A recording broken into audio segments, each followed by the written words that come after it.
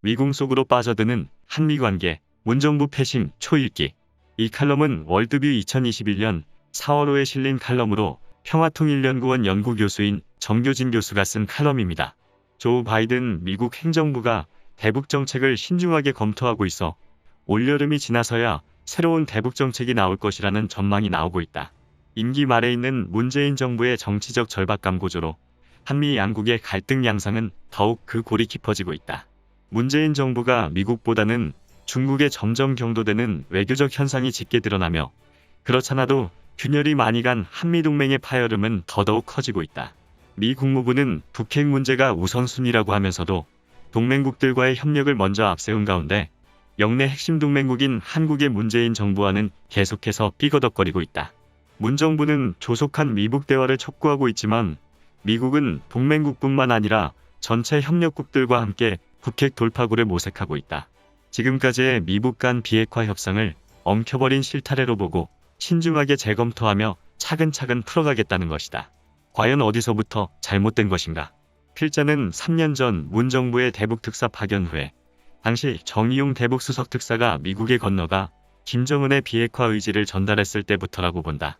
그 주요 책임 당사자가 현재 한국의 외교수장을 맡았다. 한미 관계가 점점 미궁 속으로 빠지는 이유이다. 3년 만의 실토, 한반도 안보 상황이 완전히 보장되면 핵 포기, 과거나 현재나 김정은의 비핵화 의지 여부가 초미의 관심사인 가운데 얼마 전 정의용 외교부 장관이 인사청문회에서 한 발언은 필자를 아연실색하게 했다. 어쩌면 저렇게 뻔뻔할 수 있을까라는 말이 입 밖으로 절로 튀어나왔다. 3년 전의 상황이 주마등처럼 지나갔다. 당시 대북 수석 특사인 정 장관 발언에 대해 남 대북 특사, 김정은 비핵화 의지 제대로 확인한 건가라는 칼럼을 쓴 적이 있는데 다시 한번 복기해봤다. 김정은을 평양에서 만나고 돌아온 그는 김정은을 솔직한 사람이라고 자평했는데 그 주된 근거로 김정은의 비핵화 의지를 들었다. 그때 정 특사의 메모장에는 김정은이 가장 강조했을 법한 한미연합훈련 중단 문구가 적혀 있었다. 당시 필자는 칼럼을 통해 한미군사훈련이 북한의 핵도발을 촉발한 핵심 요인이라는 빌미를 제공해 줄 것이라고 우려를 표했다. 대북 특사가 평양을 떠나자마자 노동신문은 북한의 핵 개발이 미국의 적대시 정책의 산물이며 미국의 침략 전쟁 연습의 결과물이라는 사설을 실었다. 다른 북한 매체들은 한 발 더 나아가 주한미군 철수에 초점을 맞췄다.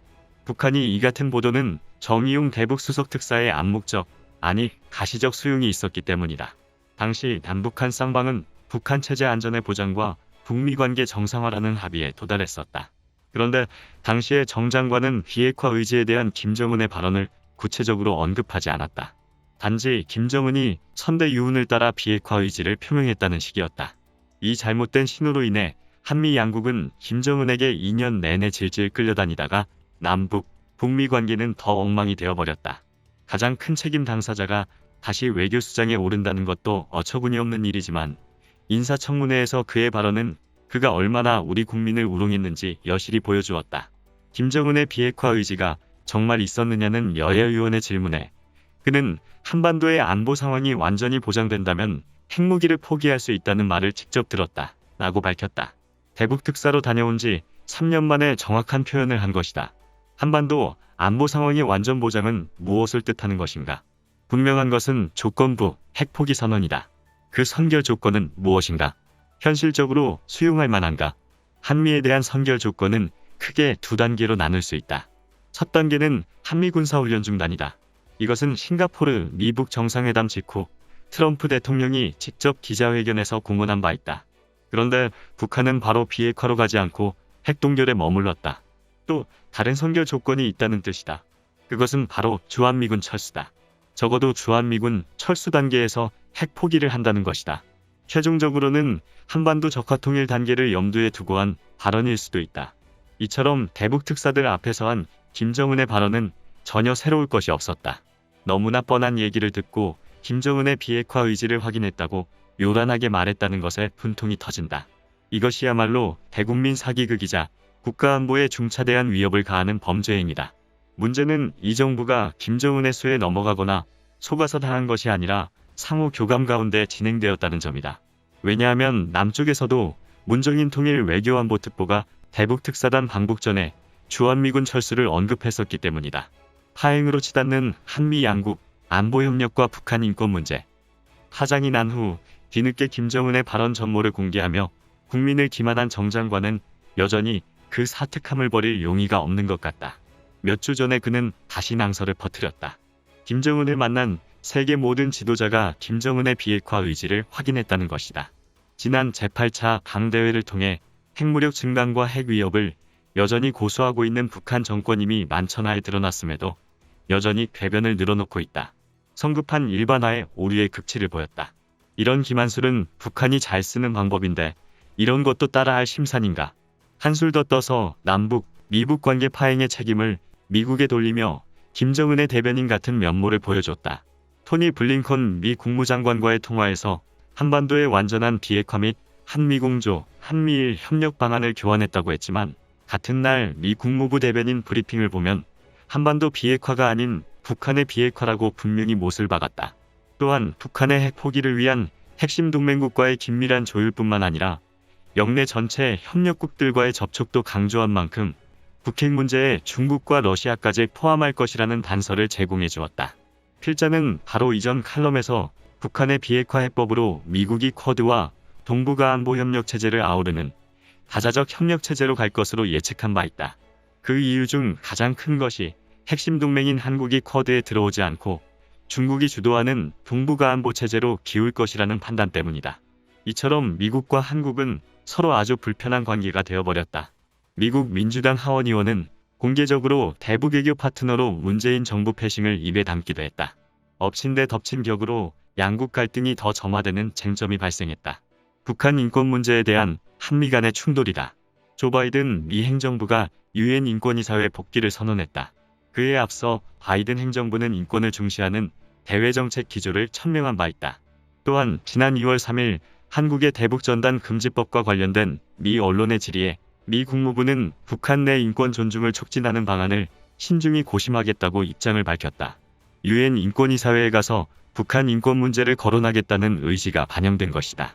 유엔 인권이사회 46차 정기이사회 기조연설에서 블링컨 장관은 북한 인권 결의안 채택을 촉구했다. 그런데 정 장관은 유엔 인권이사회 고위급 화상회담에 참석하지 않았다. 중국의 왕이 외교부장도 참석해 연설했는데 말이다. 정 장관의 불참 사유로 외교부는 업무 미숙지를 들었는데 북핵 문제에서는 두 번째 가라면 서러워할 뿐이 북한 인권 문제는 모르쇠다. 그동안 얼마나 신경을 안 썼으면 임명되고 첫 번째 큰 외교 무대에 나서지도 못할 정도인가. 하지만 이것은 하나의 핑계에 불과하다. 그냥 피하고 싶은 자리일 뿐이다. 그 이유는 여러 전문가의 관측대로 이 정부가 남북관계 개선과 한중관계를 더 중시하기 때문이다. 장관 대신 나간 차관도 북한 인권의 실상에 대해서는 언급하지 않고 오히려 대북 인도적 지원의 필요성만 강조했다. 북한 인권 침해를 성토하는 자리에서 대북 지원을 말했다니 어불성설의 끝판을 보여준다. 미국의 심기가 불편했음은 두말할 나위가 없다. 중국의 경도되는 문 정부, 미국의 패싱 조치 초읽기. 현재 정 장관의 마음은 콩밭에 가 있다. 중국의 외교부장과 통화하면서 시진핑 주석의 방안에 대해 조율했다. 더불어 한반도의 완전한 비핵화와 항구적 평화체제 구축의 실질적인 여건 마련을 위해 양국 간 협력을 강화해 나가기로 약속했다. 왕이 부장의 방중 요청에도 흔쾌히 응했다.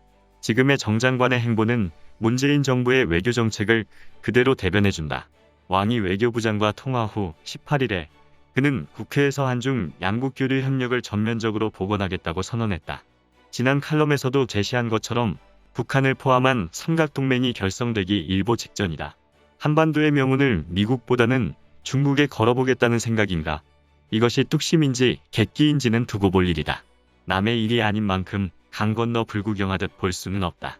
이인영 통일부 장관도 계속해서 헛발질하고 있다. 지난달 26일 외신과의 인터뷰에서 이인영 장관은 대북 제재에 대한 유연성 제고와 재검토 필요성을 언급했다. 그의 발언에 대해 워싱턴 조야에서 비난이 쏟아지고 있는 가운데 어제 미국의 한반도 전문가들은 북한의 위협에 공동 대처해야 할 동맹국이 오히려 미국과 대북 제재를 악의 근원으로 선전하는 북한의 주장을 옹호하고 있다고 비판했다.